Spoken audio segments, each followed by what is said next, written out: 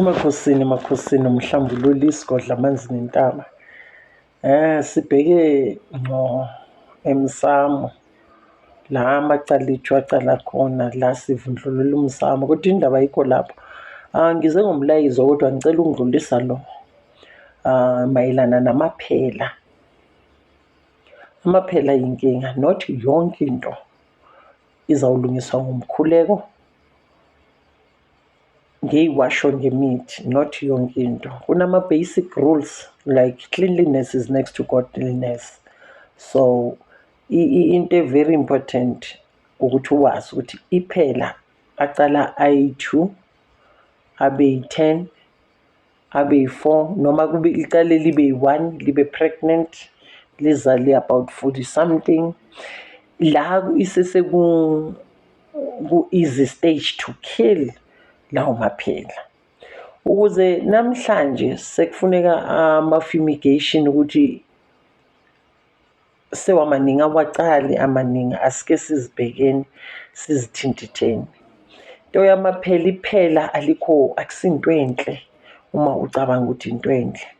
Uthola umndeni futhi kakhulu la kunabantwana khona, abantwana abaklinisisi, yenzani sure ukuthi aniyenzi ukuthi abantwana kube yibo abaziklinelayo, abo-TK bashaya la phambili kuphela.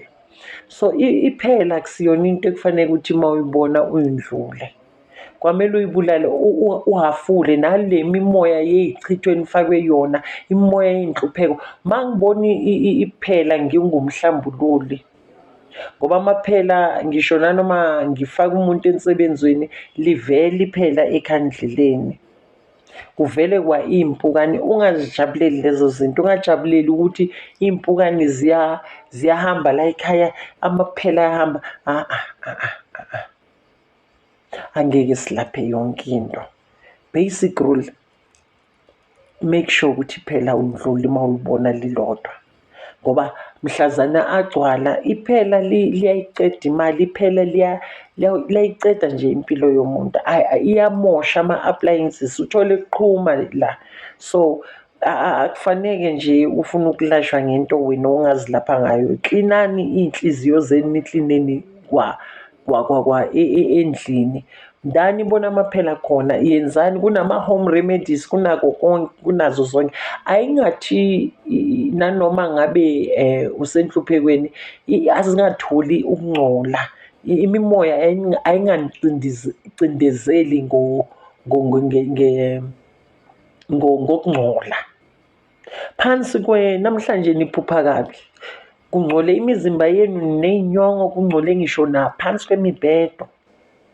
Shanyela, faka iskoropho noma umophe phansi kombhedo, thintitha, klina. Imimoya emibi iyakhona ukuhlaliseka indlondlobale ekungcoleni.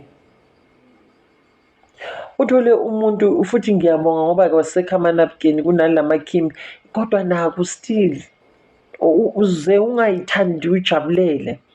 Emakhosini kuno-WhatsApp group engiwuvulile for izinto ekufanele ziyenziwe kulo nyaka. Kunemvuselelo la ngibonile njengoba ngingumhlambululi, abantu ba-stucked ngenxa yemisamo yabo. Abantu baboshiwe, bayenzwa noma yini embi, iy'mali azibonakali ngenxa yani yemisamo. Umsamo uyini? Umsamo kula uthi uyaphahla la u-expect ukuthi uzwakale uma uphahla, kodwa awuzwakali, kucuphiwe emisamo. Uphahlela isilwane okucuphe ngaso emsamo, uphahla la abantu bavaleka iy'nhliziyo khona, uphahlela abogogo nabomkhulu abanamacala. Mhlawumbe uma ungeza ngapha ku-WhatsApp group, ngoba kuzoba ne-revival session ezoyenzwa ukuze uzokwazi uhlezi u-informed, unga-DM sibone ukuthi senza njani, noma uthi I'm interested kwi-comment. Emakhosini. ngicela ungithembe ngingumhlambululi ngokuyenzela izinto zibe lula, ngoba le information onayo, abelaphi bendabuko, abathandazeli, abobishop, abafundisi bafake i-fear ey'ngqondweni zenu. Umuntu umthole a-stucked because of athi i-surname ayisebenzisayo akusiyona. Umuntu u-stuck namhlanje ngoba bathe unomndawo.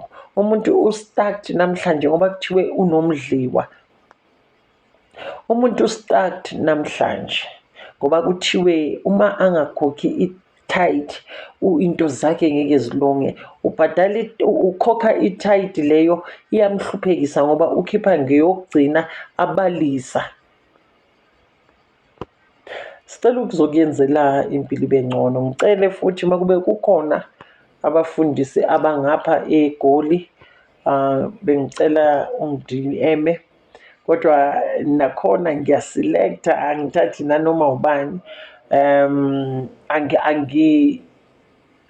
Angijaji, kodwa-ke sanicela nani bafundisi, abelaphi bendabuko, asike siyenzani siyibuyisele kahle, ngoba kwanina ma-spiritual healers esithi abelaphi bendabuko, abafundisi, abaprofite, abobishop, nidinga imvuselelo. Nikuma-relationship nemishado elimaza iy'godlo zenu, elimaza izakhelo zenu, nisadinga ukulapheka, admithani ukuthi you are sick. Ingakho abantu nabo baphaphazela nje, abapholi nje ngoba beza emntwini onesilonda naye kufanele apholiswe. Angisiyena umshumayeli, angisiyena umfundisi, angisiyona inyanga, angisiyena umprofeti, umhlambululi, uJohn the Baptist wesintu. Inhlambululo asifuni dodi njengoba sesikhala ngokuthi nilimaza imvelo. Cha, melaphi wendabuko, zinyanga, abathandazeli, awuze sizonifundisa ngama-codes wemvelo njengoba nishiya kungcolile. Imvelo ayisanifuni, imvelo ikhathele yini. Yingakho seniphupha nje. Lama-clients bowathola last year, yinto eyenzakalayo. That is my report njengoba ngumhlambululi to abelaphi bendabuko. Imvelo niyilimazile. Kwanabo abobishop, imvelo, nami ngiyimvelo. Mina nawe uma ngiza enkonzweni yakho uyangilimaza ngenxa yani ukuthi nidinga ukureviva, nidinga a-spiritual therapy. Kuningi enizitshela ukuthi kuyiko kanti akusiyiko. There is no way ukuthi ungastaka ngenxa yokuthi unobizo, i-information ayifikanga kahle. Indlela okhuleka ngayo uye enkonzweni every Sunday, kodwa uyagula, uyazizwa admithani, uzani sizoni-admitha ku-admission ward yabantu abagulayo ngokamoya. Uyazazi kahle ukuthi uyagula. Emakhosini sizofaka ku-WhatsApp group ngoba next month konke information izozwakala kwi-WhatsApp. Ngicela-ke okwamanje, bengicela abaseGoli, around eGoli, Joburg, around Gauteng, ngoba sisazovula kwamanye ama-branch oNatali, Cape Town, PE, name them all nje, sisazozibala ezangapha eSouth Africa. Asike sicaleni lonyaka ngengqondo different. Nidinga ukuphola, nilimele ey'ngqondweni nasenhlizweni, anilapheki nje, hhayi ukuthi niyasihlula size sibe yi-10. Ngihlezi ngisho mawuthi ngihambile bengingekho mawulokhu uhamba. Angingafeli ukuhamba kwakho without knowledge. Mhlawumbe isikhathi sakho sokuthi uzofunda manje. Woza emvuselelweni kwi-spiritual revival.